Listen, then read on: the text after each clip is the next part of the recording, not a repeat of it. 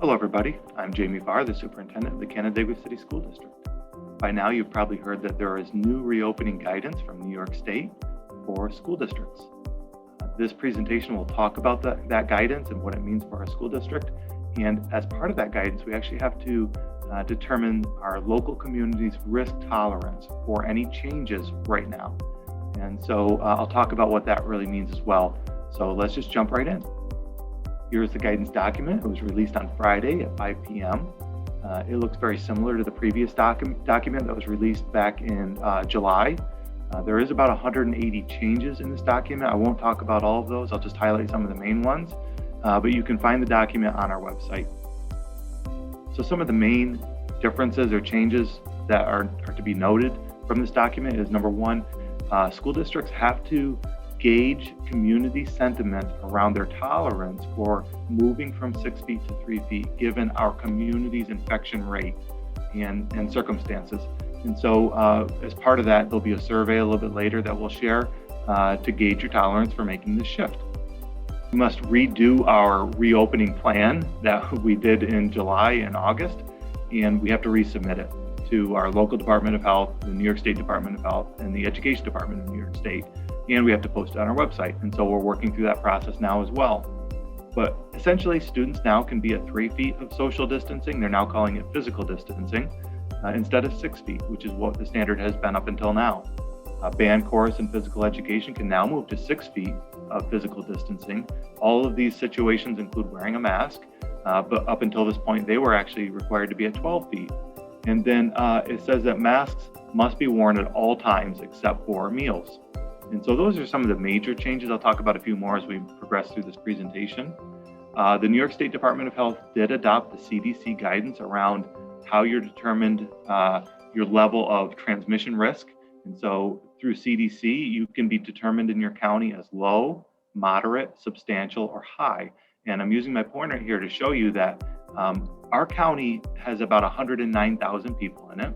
And so this is the CDC standard. If you're 100,000 residents and a 7-day rolling average, if you have over 100 cases of COVID, you're considered high. If you're between 50 and 59 cases of COVID, it's substantial. 10 to 49 is moderate, and 0 to 9 over 7 days is low. And so it's the categories. Now, this is readily available for everybody to see. It's actually on the CDC COVID data tracker website, and it's linked here, and we'll link it in this communication. You actually just go in, you select your state, you select your county, and you can see me doing this. And it will tell you what your county is rated over the last 7 days. And you can see for us in Ontario County, it is rated as a high infection rate. And so when you scroll down a bit further, you can see in New York State, almost the entire state is considered to be a high infection rate according to CDC. What that really means is, maybe the more important piece of information is, you scroll down, you look at this the cases piece right here. Over the last 7 days, Ontario County has experienced 244 cases of COVID. Remember, to get out of the high category, it has to be under 100. And so that's a really important piece to remember. So what does that mean? Well, the reason I think we're in this situation is, look at our own COVID data over the last probably 3 or 4 weeks. It has been on a steady incline. So the red line is our actual cases of COVID, and the gray line is quarantines. And so what you can see is just last week, if you look at our cases of COVID, it's higher than it's been since back in January, and our quarantines as well is higher than it's been since back in January. And so our numbers have climbed up. Did it have to do with spring break, the nice weather, maybe people letting their guard down, or is it the variant? It could be a number of different things, but it's something we need to keep close tabs on. So what does that mean? Ontario County is in the high category. What that means for elementary schools is they could still reopen at 3 feet based on the CDC guidance and New York State Department of Health guidance. Primary elementary schools could reopen at 3 feet, even though we're in the high risk category. But for middle and high schools, they can't. They can't reduce to 3 feet. They have to maintain at 6 feet, according to the guidance from CDC and the New York State Department of Health. The only exception to that is if you did cohorting at the middle school and the high school. Now, cohorting is a little bit different than what you probably heard with cherry cohort, gray cohort. In education terms, cohorting means the same group of students stay together for the entire day, kind of like we do at the primary and elementary school. At the secondary levels, with all kinds of electives and different needs of students, it's nearly impossible to cohort. It is impossible to cohort this late in the game. But because the way the wording is, like I said, elementary could reopen at 3 feet, middle and high school, not at this time anyway.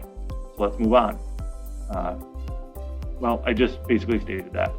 Even though we're in the high rate elementary schools, kindergarten, UPK through 5 could open at 3 feet.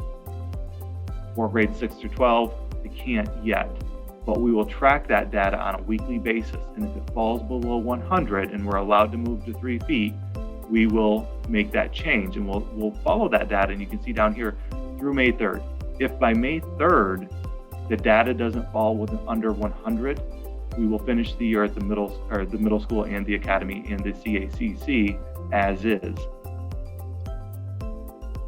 But what will school look like? If we make this change, it will be 3 feet of distancing in classrooms. Lunches will be at 6 feet. We'll be leveraging all kinds of different spaces throughout the building so that kids can sit 6 feet apart while they eat their lunches. Buses will have 1 per seat where possible. The data, the reopening guidance document does say that that's allowable. And so for us, looking at our bus runs, approximately a third of our buses, a third of our runs will have 2 per seat in some instances. But the other 2/3 will be able to maintain 1 per seat. Thank you to the parents and families for coordinating transportation and not needing our buses this year while we work through this. Without that, we wouldn't be able to do this. Music and physical education will be at 6 feet. Masks will be worn at all times unless eating. And the language around the masks was stronger in this reopening guidance than it was in the previous. They referenced instances where the mask wouldn't need to be on in the previous guidance. They did not at all in this one. They specifically said masks must be worn at all times unless eating. And then barriers have been removed as recommended options to reduce 6 feet. So barriers have been removed from everything. The science demonstrates that they just really don't make a difference in the spread of COVID. And so that's been removed. We've also been authorized to do testing and to be able to order tests. So we are considering randomized voluntary pool testing just to kind of track how our data is going. But we haven't made any decisions on that. And again, it would be randomized and voluntary if we did it at this point anyway. Looking at our schedules, if we were to return to full reopen at this point, you can see the class sizes.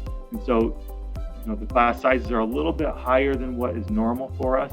At the primary school, UPK is 14 to 16 students, kindergarten 19 to 20, and then grade 1 and 2 is 21 to 22 students in a classroom.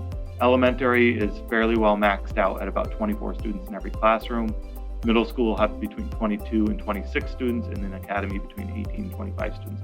That's the number of students that would be in a typical classroom at 3 feet spaced. Thank you for filling out your survey. We have everybody's instructional selection if we are to reopen 5 days a week, so we know what you want, whether you want to be virtual or here 5 days, that's great. But based on this new data, and we pulled some quotes from there, we need to know your tolerance for physical distancing in order to reopening. We have to ascertain, what you as a community, and when I say that, it's students, staff, and parents, feel about changing right now between 6 feet and 3 feet and making this shift. And so we are going to be putting out a survey. It's part of this communication, so please take the time to fill it out. And we asked one simple question. For the remainder of this school year, what is your preference? Proceed with full reopening to the greatest extent possible this school year, or is your preference to remain in the current models of instruction with a focus on full reopening in September? 2 options. And whatever the community sentiment is what we'll do. This is part of something we have to do as part of the reopening guidance. And so that's why, and I apologize for sending another survey, but that is something they're asking us to do, is to gauge your community sentiment around this change. The survey will close this Sunday at 5 p.m. on April 18th. And so please complete it by then. For students, it'll be coming to you through your email. We need to make sure it's a trackable survey where people can't fill it out more than once. And so that's why it has to be attached to an email. For parents and for staff, it'll come as through Brave Square as a secure document. And so the plan is now we survey. The survey will close this Sunday. On Tuesday of next week, I will hold a forum and explain what the results of that survey is and what our plan is. If the sentiment is to move forward with full reopening this school year, we will reopen at the primary elementary school on Monday, May 3rd to finish out the year, full 5 days a week.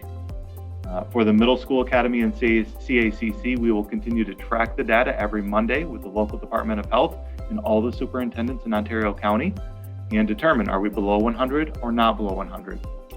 If we cannot move our data below 100 over a 7-day rolling average, we will finish the year at the middle school, the academy, and the CACC as is. We won't make any changes. It'll stay as it is right now.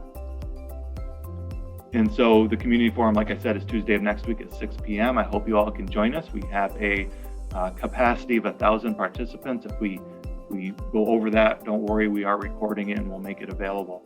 And so we thank you all for your understanding as we navigate this, yet again, difficult time where we're trying to respond to some guidance documentation and build something so our students can maximize their opportunities this school year.